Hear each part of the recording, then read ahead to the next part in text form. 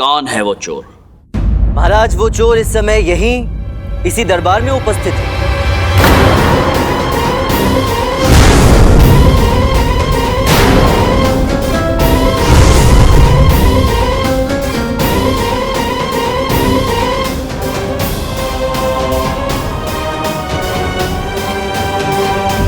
तुम जानते हो तुम क्या कह रहे हो? जी महाराज, मैं अच्छी तरह से जानता हूं कि मैं क्या कह रहा हूं, और जो भी कह रहा हूं पूरी जिम्मेदारी से कह रहा हूं। वो चोर इस समय यहीं इसी दरबार में उपस्थित है।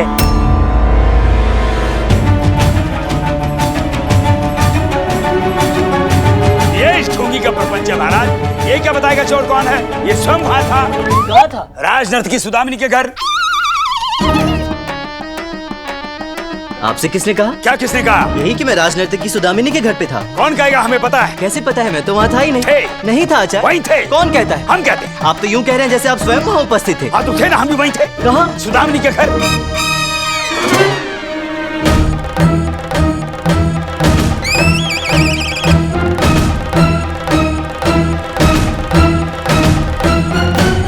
आचार्य, आधी रात को आप राज नर्तकी के घर पे क्या कर रहे थे?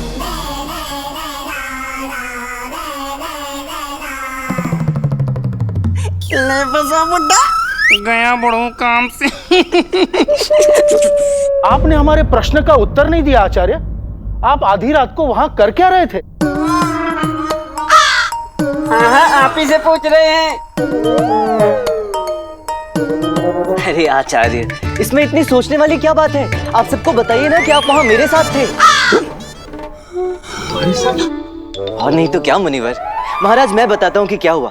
जब आपने मुझे चोर को पकड़ने के लिए 3 दिन की म्याद दी तो मैं घबरा गया। मैं समझ नहीं पा रहा था कि इतनी जल्दी मैं चोर को पकड़ूंगा कैसे।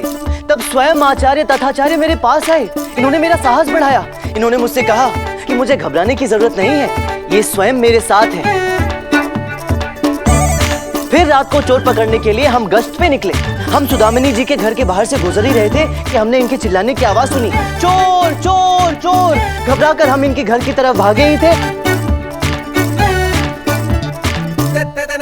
क्यों आचार्य, ऐसा ही हुआ था ना? हाँ हाँ हाँ, ऐसा ही हुआ था महाराज। बिल्कुल ऐसा ही हुआ था, ये हुआ था। क्यों सुदामिनी जी, सही कहा ना मैंने? ऐसा ही हुआ था ना? हाँ हाँ। क्या हाँ हाँ? हाँ हाँ महाराज, ऐसे ही हुआ था। संगीत का रियाज करते करते कब आधी रात बीत गई हमें पता ही नहीं चला। रियाज समाप्त होने के बाद जब हमने अपने गहने रखने के लिए अलमारी खोली तब हमें पता चला किसी ने हमारी नथ चुरा ली है।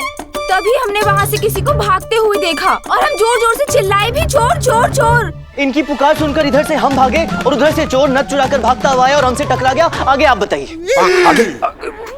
आगे आगे बिल्कुल सही कहा। आगे ये थे, पीछे मैं था। चोर पहले इन्हीं से टकराया था महाराज। अच्छा आचार्य, इसका मतलब ये है कि आपने सबसे पहले चोर को देखा? हाँ हाँ, चोर मतलब देखिए महाराज, देखिए, यही तो इनकी महानता है महाराज। हर बात का श्रेय मुझे देना चाहते। चोर को पहले इन्होंने देखा, परंतु ये चाहते हैं कि उसका नाम और पहचान बताकर सारा श्रेय मैं ले जाऊं। महान राजगुरु की इस महानता को मेरा शत शत नमन है, शत शत नमन है प्रभु। देखा मनी, क्या धो के मारा ये पंडित गुरु जी का। अरे अभी तो केवल धो रहा है, इसके हिसाब से लगता है निचोड़ेगा भी, सुखाएगा भी और सोखने के लिए बाहर भी टांग देगा। परंतु महाराज, मैं इतना स्वार्थी नहीं हूँ कि आदरणीय आचार्य की सारी उपलब्धियों का श्रेय मैं ले जाऊं। इसलिए आचार्य, मैं चाहूंगा कि आप स्वयं यहाँ सबके सामने महाराज को उस चोर का नाम बताएं। बताइए महाराज को कि वो चोर कौन है। हम। आप आचार्य? नहीं, मतलब हम पंडित से पूछ रहे थे, क्या हम बताएंगे चोर कौन है? हाँ आचार्य, आप ही बताएंगे ना। बताइए महाराज को कि वो चोर कौन है। वो चोर आचार्य, आप यही कहना चाहते हैं ना कि चोर और कोई नहीं बल्कि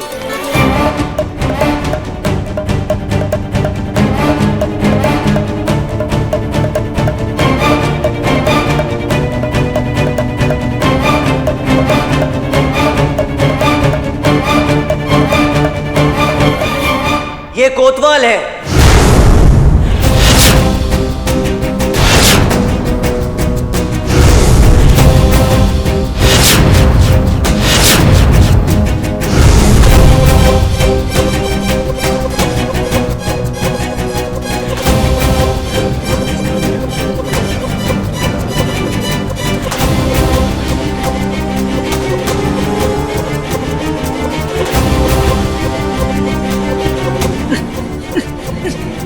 क्या बकवास है महाराज? ये पंडित क्या बक रहा है? देखिए हमें चोर कह रहा है, हमें। हम आपके नगर कोतवाल हैं महाराज। आप बताइए हम कैसे चोर हो सकते हैं? अब अगर हम चोर हैं तो पूछिए महाराज, इसके पास प्रमाण क्या है मेरे चोर होने का?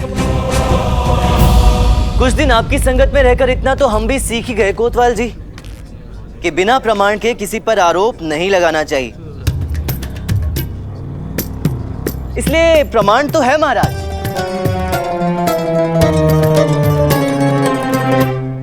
और वो प्रमाण है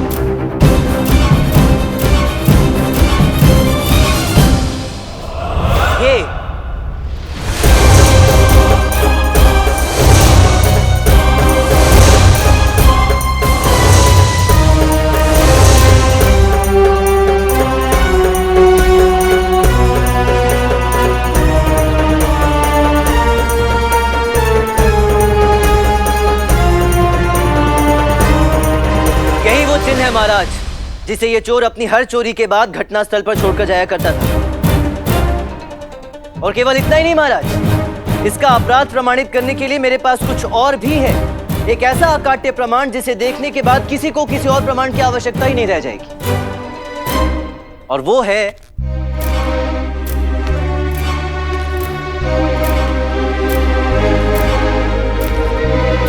ये।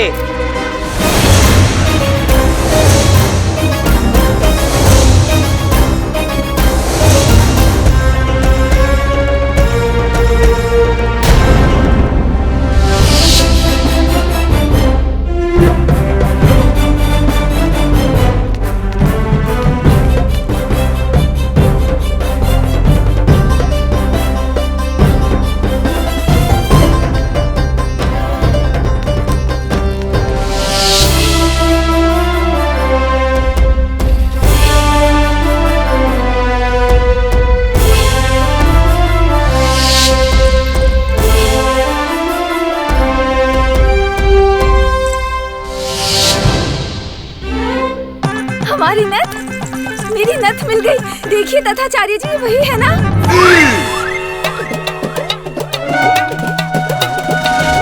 झूठ, एकदम झूठ। ये षड्यंत्र है महाराज, मुझे फंसाने की कोशिश की जा रही है महाराज।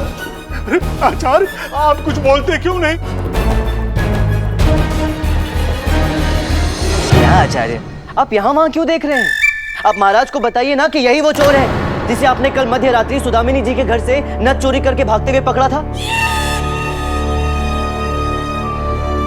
बताइए ना, बताइए। बोलिए आचार्य।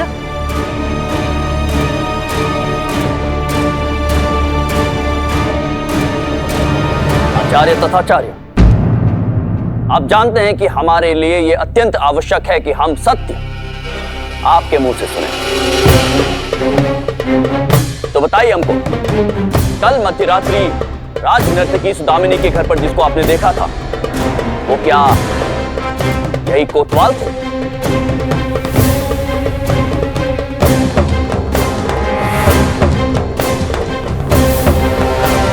हम आपसे पूछ रहे हैं आचार्य। हाँ हाँ।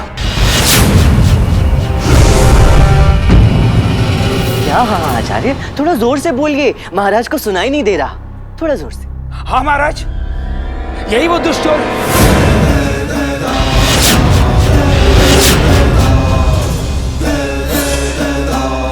यही वो चोर महाराज जिसने राज नर्तकी सुदामिनी देवी के घर से नर्क चुराई।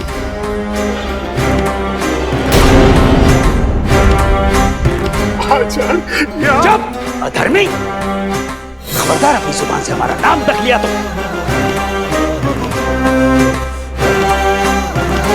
महाराज इसे दंड दीजिए, ऐसा दंड दीजिए कि विजयनगर की न्याय व्यवस्था के इतिहास में ऐसा दंड किसी को न मिला हो। हम तथाचार्य राजपुरोहित तथाचार्य आपसे कहते हैं, मृत्यु दंड दीजिए इस पापी इंसान को।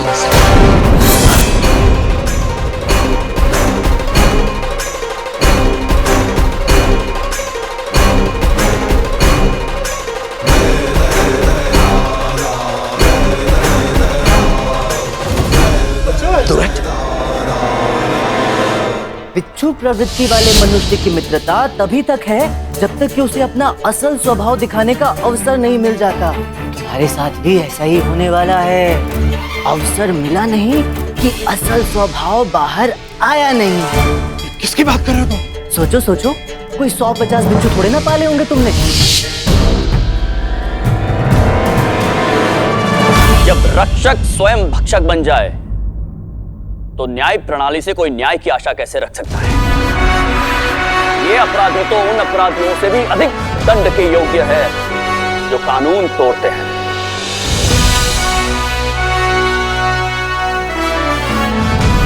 इसीलिए इसे तो ऐसा दंड मिलना चाहिए कि सभी को सबक मिल जाए।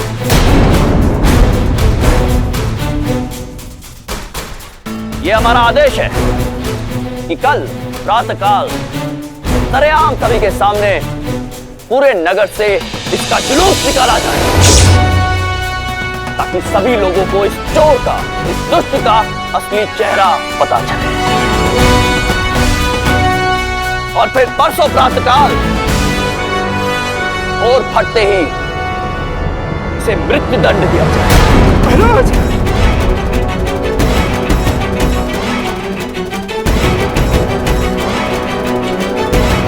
तब तक फांसी के फंदे पर झुलाया जाए जब तक कि इसके प्राण पखेरु उड़ न जाए।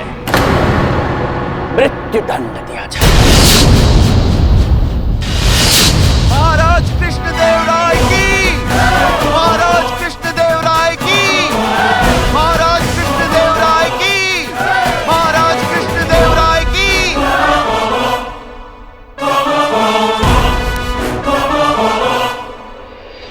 रामकृष्णा नहीं, पंडित रामकृष्णा को जो मियाद दी गई थी उसके समाप्त होने से पहले इन्होंने अपना कार्य संपन्न किया और यह प्रमाणित किया है कि वो निर्दोष है। इसलिए पंडित रामकृष्ण को इस आरोप से मुक्त किया जाता है और पूरे सम्मान के साथ इन्हें स्वतंत्र किया जाता है। अपराधी पर घोषित इनाम की धनराशि भी पंडित रामकृष्ण को दी जाती है।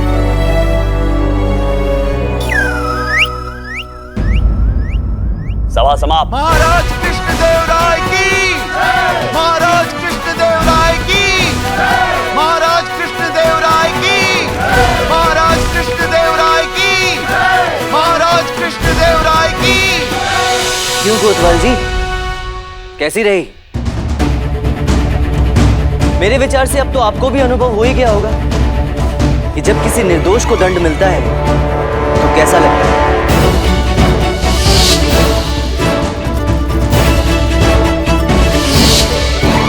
बंदी बना लिया जाए इस बातचीत अपराधी को कोतवाल। यही है वो दुष्ट चोर। मैं तो निर्दोष हूँ। निर्दोष हूँ तो फिर ये क्या?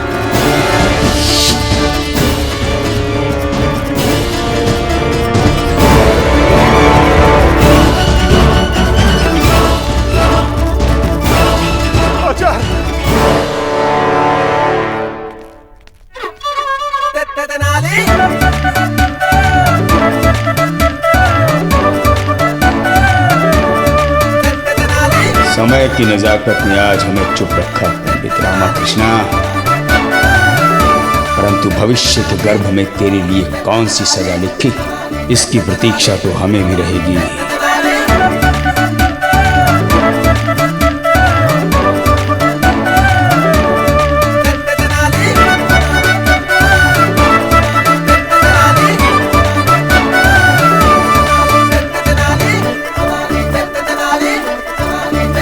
क्या बोलता है बंधु? मेरी प्रशंसा में कुछ कहेगा नहीं? मूर्ख है तू रामा, जो तुझे लगता है कि तूने सबको बेवकूफ बना दिया है। मतलब? यहाँ कोई ऐसा भी है जिसे तेरी किसी बात से कोई संजोग नहीं। कौन है? वो देख वहाँ।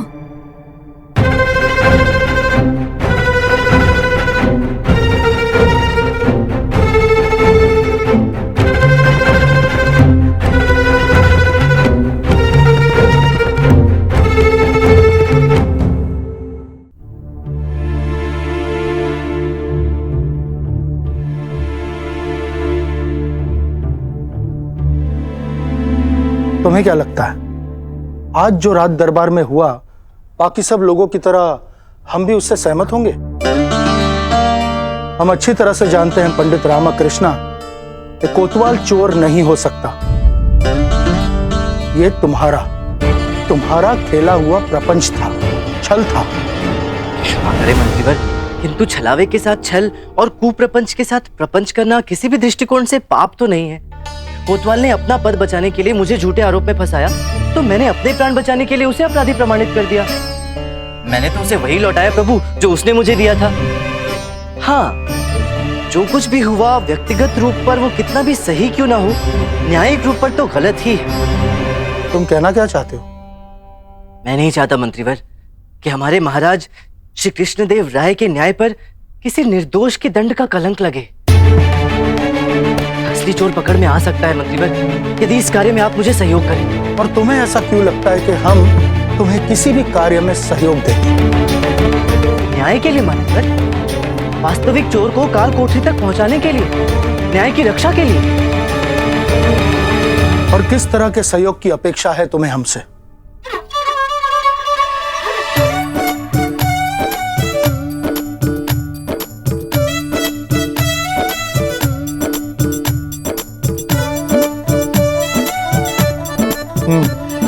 योजना तो अच्छी है, परंतु इसमें तुम्हारे प्राणों का खतरा है। बड़े लक्ष्य के लिए तो बड़े खतरे उठाने ही पड़ते हैं, क्यों?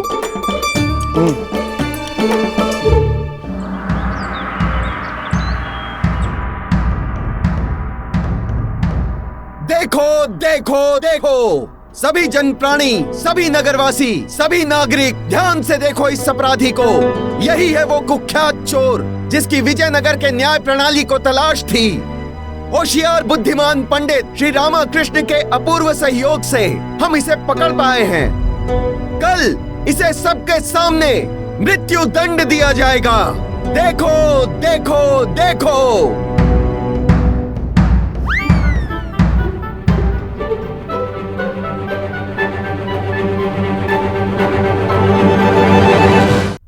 देखा गोपन्ना, इसे कहते हैं ऊंची दुकान और फीके पकवान।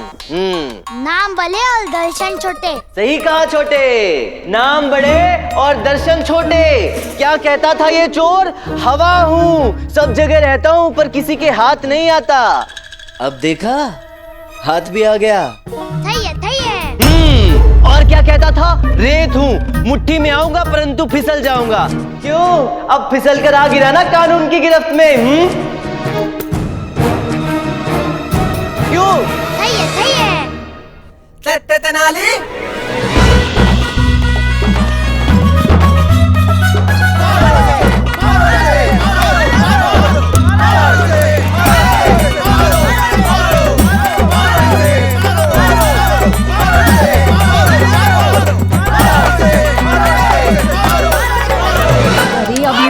कर रहा है रामा, अब इसकी क्या आवश्यकता है? शांत रहे और होने दे जो हो रहा है, सब समझ जाएगा धीरे धीरे।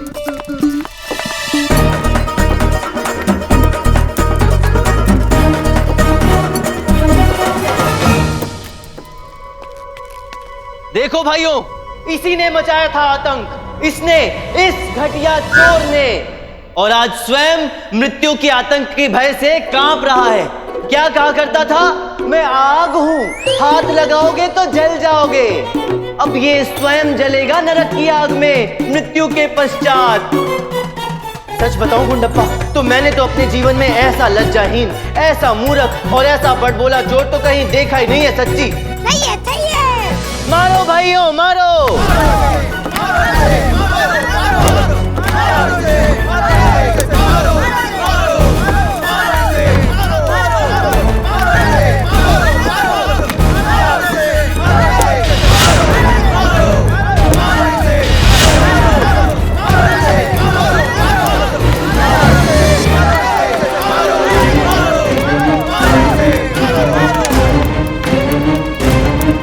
मेरे पास और कोई विकल्प नहीं है इसके अलावा। शायद ये करके मैं असली चोर तक पहुंच पाऊं।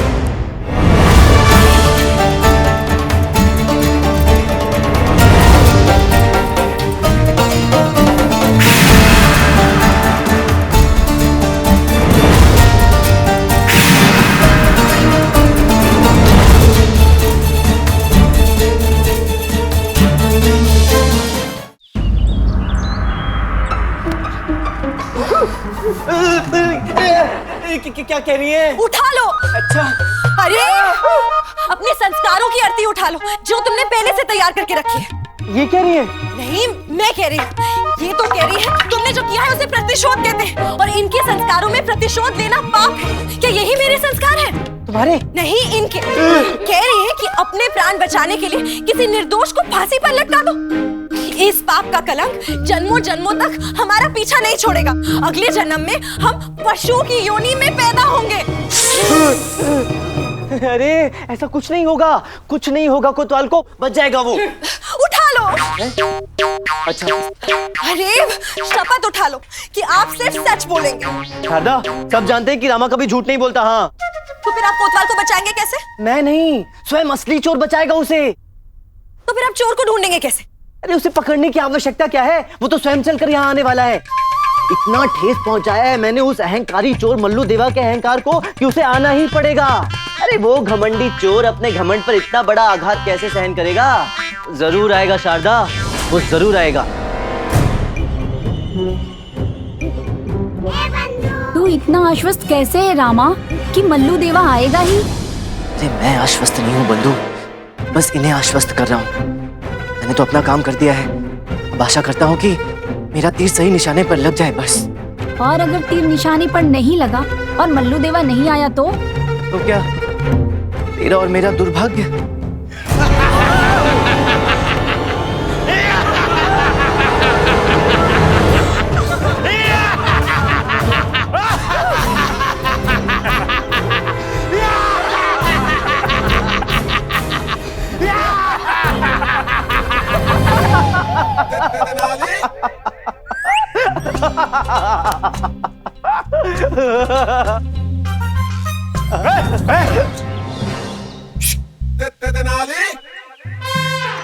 यही है वो। चलो इसे उठा कर लेके चलो। हाँ चलिए डाकू जी। चलो चलो।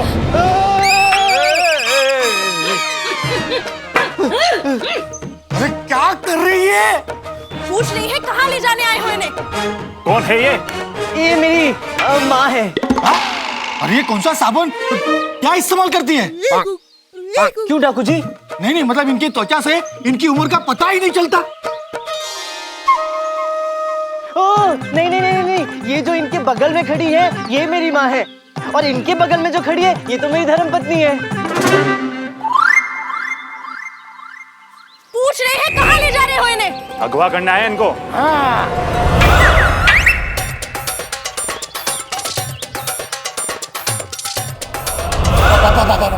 ये तो हम पहली बार देख रहे हैं कि एक माँ अपने बेटे के अगवा होने पे इतनी खुश हो रही है, नृत्य कर रही है। खुश हो रही है? खुश नहीं हो रही है तो फिर ये नृत्य क्यों कर रही है? अम्मा नृत्य नहीं कर रही है, चेतावनी दे रही है कि अगर इनके पुत्र को किसी ने हाथ भी लगा तो टांग तोड़ कर रख देंगी। उठा लो। अरे उठाई तो रहे हम इनसे, हमारे पति से कह रहे हैं, शास्त्र बहुत हो गए, अब शस्त्र उठा लो। अरे क्या कर रही हो शारदा? अम्मा जाने दो मुझे इनके साथ, उसी में मेरा लाभ है। इनके साथ जाने के लिए तो मैंने ये सब किया है। नहीं, हम कुछ नहीं जानते, हम देखते हैं इन्हें हाथ कौन लगाता है। एक क्षण डाकू जी, लगाने दो हाथ, होने दो मुझे अगवा। मैं तो चाहता हूँ कि मुझे अगवा करें। डाकू जी इन्हें छोड़िए, आप मुझे लेके चलिए।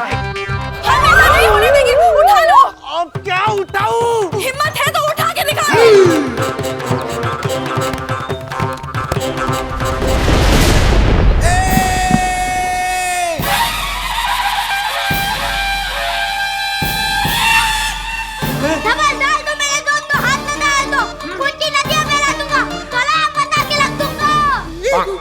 क्या कर देगा?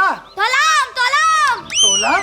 तोलाम तोलाम। ये क्या कह रहा है? कोहराम कोहराम कह रहा है डाकू जी। गुंडप्पे शांत हो जा, शांत हो जा, लौकी रख। देख मैं स्वयं इनके साथ जाना चाहता हूँ, मुझे जाने दे, ठीक है? जाने दे। हाँ चलिए बंधुओं चलिए।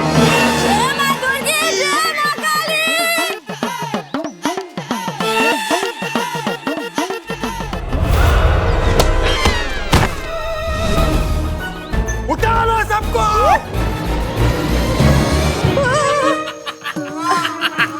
ये क्या है? नाक है मेरी। ओह अम्मा अम्मा। डाकू जी, ओ डाकू जी।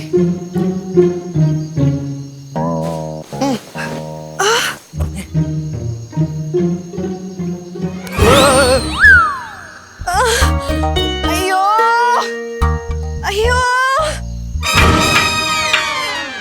क्या कह रही हैं? अम्मा कह रही है उठा लो। अब डाकुओं के घर पे क्या उठा लूं मैं?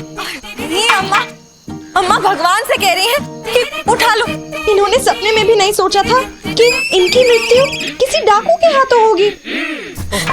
इससे अच्छा तो पिछले साल जो चेचक निकली थी ना, उसी में इनकी मृत्यु हो जाती।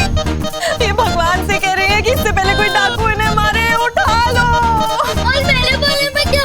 पहले तो अभी तक कुछ देखा भी नहीं है। पहले जमाने में दत्ताल साला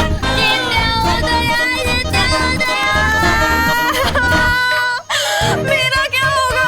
हमारे तो अभी बच्चे भी नहीं हुए। और मैं किस बात का दंड भोगने जा रहा हूँ? एक मूर्ख पंडित के मित्र होने का इतना बड़ा दंड। कुछ नहीं होगा, मैं हूँ ना। तू है तभी तो हम लोग गए। अम्मा चालू हो जा। अरे क्या चालू होता? अरे चुप। अम्मा अम्मा एक क्षण भाई। हाँ देखो तुम लोग समझ नहीं रहे हो, मेरी युक्ति काम कर गई है। अम्मा चोर के अभिमान को बहुत गहरी चोट लगी है, तभी तो उसने मुझे अगवा करवा लिया है यहाँ पर। सोचो सोचो, जिस चोर को हम पूरे नगर में ढूंढ रहे थे, अब वो स्वयं हमारे सामने होगा ना। वही तो कहते, वो तो हमारे सामने आएगा, हम भी किसी को ढूंढते नहीं मिलेंगे। मैं सूरज हूँ, जो हाथ लगाएगा जलकर राख हो जाएगा।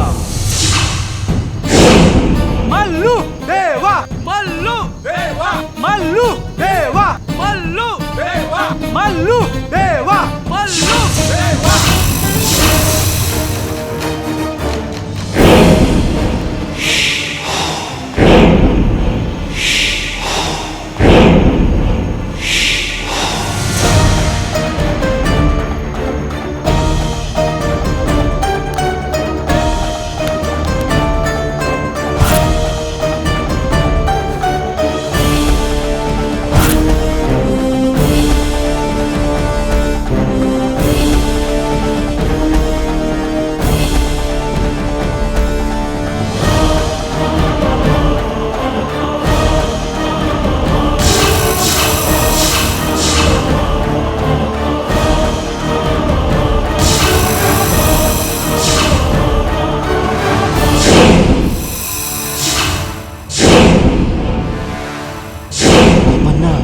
कोतवाल का सहायक गोपन्ना।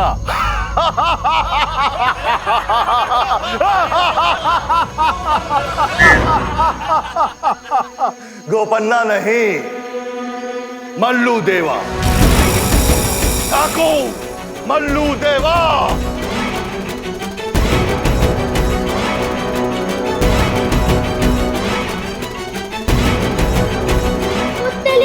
क्या मुल्क बनाया इसने हमें लामा?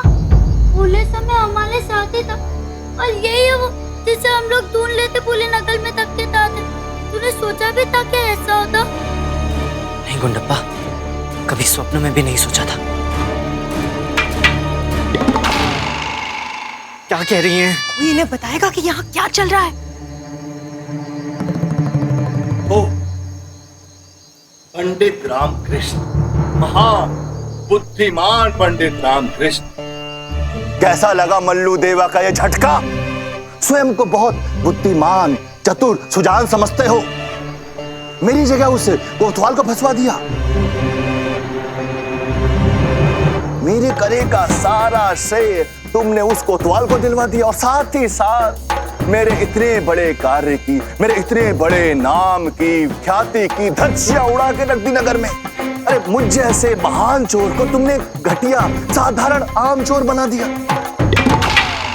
अरे अब क्या कह रही हैं? यही कह रही है कि कोई इन्हें बताएगा यहाँ चल क्या रहा है।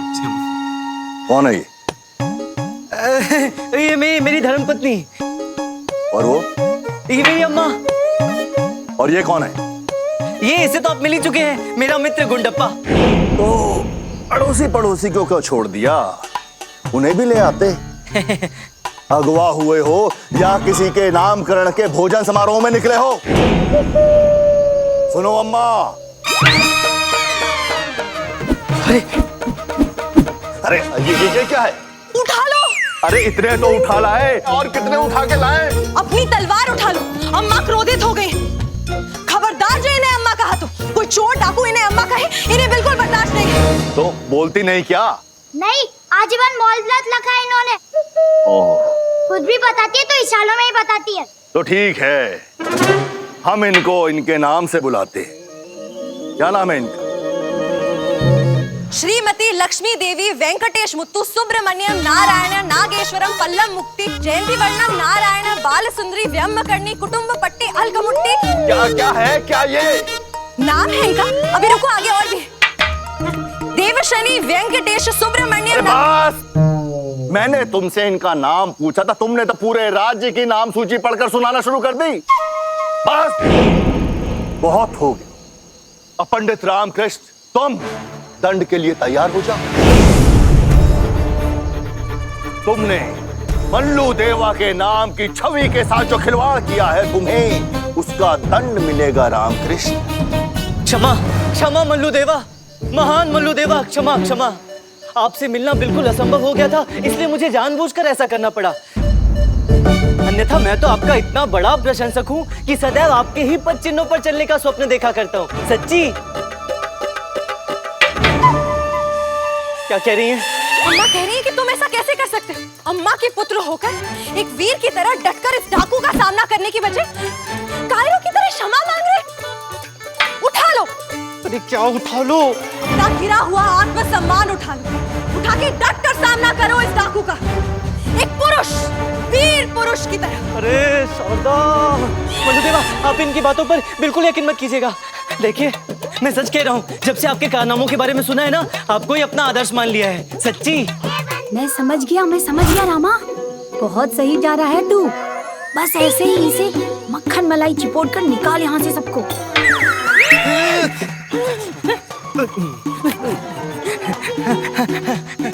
मैं हमेशा से आपसे मिलना चाहता था, आपके साथ आपके व्यवसाय में कार्य करना चाहता था, इसलिए मैंने ये प्रपंच रचा। लेकिन आपसे मिलना असंभव हो गया था, इसलिए मुझे स्वयं को पकड़वाना पड़ा, कोतवाल को भी फंसाना पड़ा। इसके लिए मैंने आपको बुरा भला भी कहा, ताकि आप क्रोधित होकर मुझसे मिले और मैं आप तक पहुंच सकूं। इतना सब केवल मुझसे मिलने के लिए? केवल आपसे मिलने के लिए मल्लू देवा, आपका शिष्य बनने के लिए। मुझे अपनी शरण में ले लो मल्लू देवा जी, बहुत काम आऊंगा आपके। मैं तुम्हारा कैसे विश्वास कर लूं? हो सकता है ये भी तुम्हारी कोई चाल हो। नहीं, ऐसा बिल्कुल नहीं है, मेरी कोई चाल वाल नहीं है गुरुदेव। ठीक है, यदि आपको मुझ पर विश्वास नहीं है ना, मेरे पास एक युक्ति है जिससे आपको मुझ पर 100% विश्वास हो जाएगा। देखिए, मैं एक ऐसी जगह जानता हूँ जहाँ यदि हमने चोरी की ना, तो हमारे हाथ अपार धन लग सकता है। मैं भी आपको उस जगह ले चलता हूँ, हम ये चोरी साथ में मिलकर करेंगे, फिर मैं भी आपकी श्रेणी में आ जाऊंगा, फिर तो आपको मुझ पर भरोसा हो जाएगा ना। अरे ये क्या रामा, तू चोरी करेगा? अर्थात तू चोर और मैं एक चोर की चोटी। बक बक मत कर, शाम से थोड़ी देर। क्या कहा? कुछ नहीं, आप कुछ कहने वाले थे गुरुवर। ठीक है, तुम मुझे उस जगह ले चल। यदि तुम्हारी उसमें कोई चाल नहीं रही और सब कुछ ठीक रहा, तो मैं तुम्हें अपना शिष्य बना लूंगा, परंतु अगर तुमने मेरे साथ धोखा किया तो। अरे मैं धोखा देकर कहाँ जाऊंगा गुरुदेव? आप तो मुझे कहीं से भी कैसे भी उठा सकते हैं, है कि नहीं? ठीक है साथियों, आज का पहला डाका हम वहीं डालेंगे जहां इसके अनुसार अपार धन है। चलो। धन्यवाद मल्लू देवा, बहुत बहुत धन्यवाद। चलिए अब मैं आपको वहाँ लिए चलता हूँ जहाँ वो अपार धन आपकी प्रतीक्षा कर रहे हैं। चलें।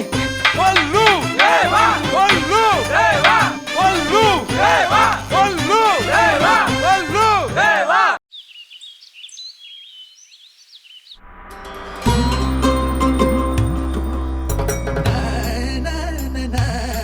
अच्छा बस बस बस, बहुत हो गया।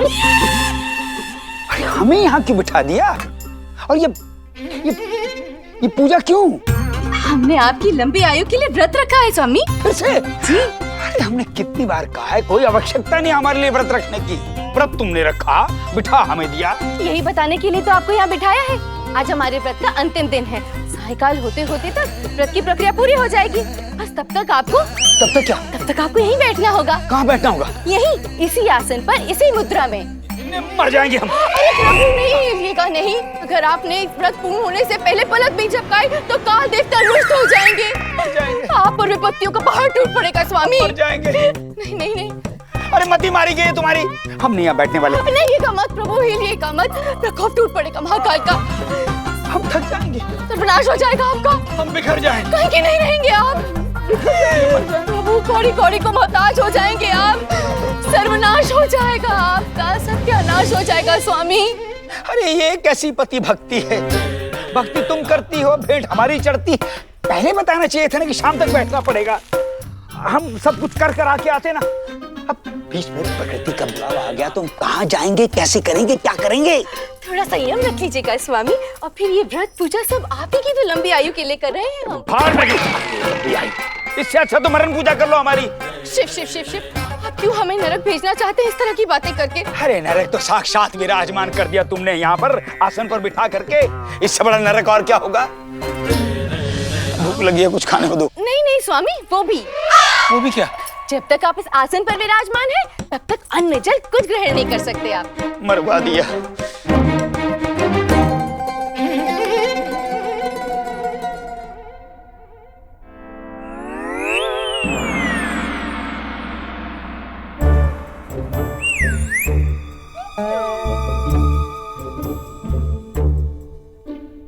मुझे पगड़ी से बाहर निकाल रामा। देख रामा, मैं चिता रहा हूँ तुझे। अब भी समय है, लौट चल। बहुत बुरे फंसेंगे हम सब। रहेगा वाचाल? क्या? आपको नहीं गुरुजी, स्वयं अपने मन को समझा रहा था। बड़ा वाचाल है, दिन भर बकबक करता रहता है। आप कुछ कह रहे थे मान्यवर? ये तो तथाचार्य का घर है। हाँ, यही तो वो घर है मल्लू जी, जहाँ से पूरे नगर का लूटा हुआ धन आपको मिलेगा। ये तो है। मुझे ये तो पता था कि ये तथाचार्य बहुत बड़ा ठग और पाखंडी है, है? लेकिन कभी ये विचार नहीं आया कि इसके पास से इतना धन मिल सकता है।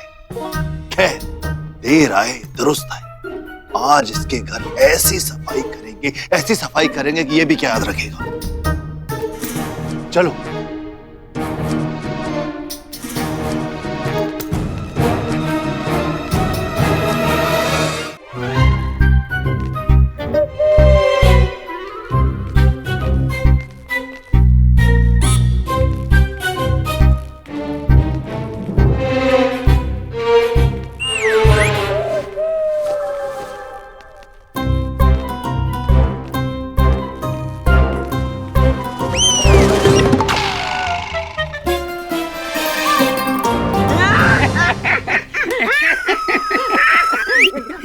कल रात मैंने एक सपना देखा। क्या देखा सपने में? मैंने देखा कि मैं एक मार्ग से जा रहा हूँ और एक भिखारी मेरे पास आता है और मुझसे भीख मांगने लगता है। गरीब, फटेहाल, भूखा, नंगा भिखारी। मैंने भी एक सपना देखा। क्या बात कर रहे मनी?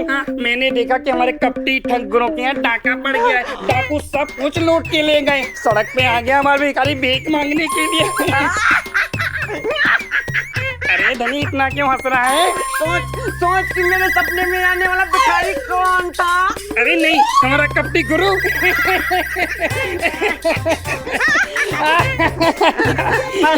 कहाँ पूरे होते हैं ऐसे सुहावने सपने मनी। हाँ धनी।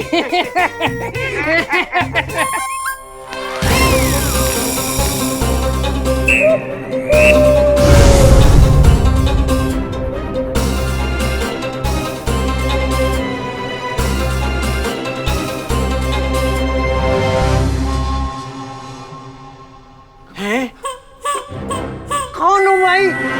मैं मल्लू देवा, तुम्हारे गुरु तथा आचार्य को लूटने आया हूं।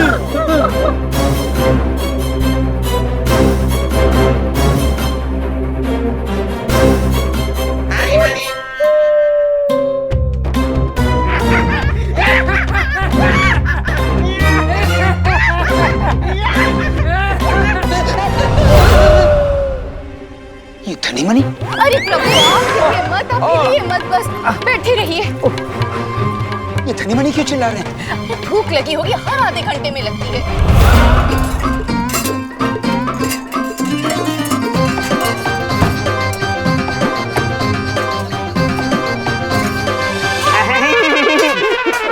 अरे इतना क्यों हंस रहा है धनी? इन मूर्खों की नादानी पर हंसी आ रही है।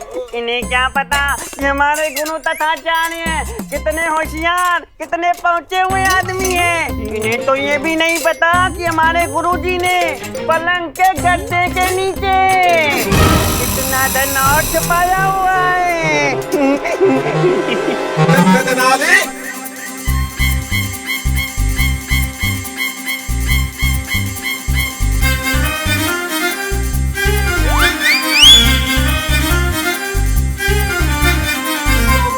धनी, ए धनी अंदर क्या हो रहा है? हमें कुछ ठीक नहीं लग रहा है।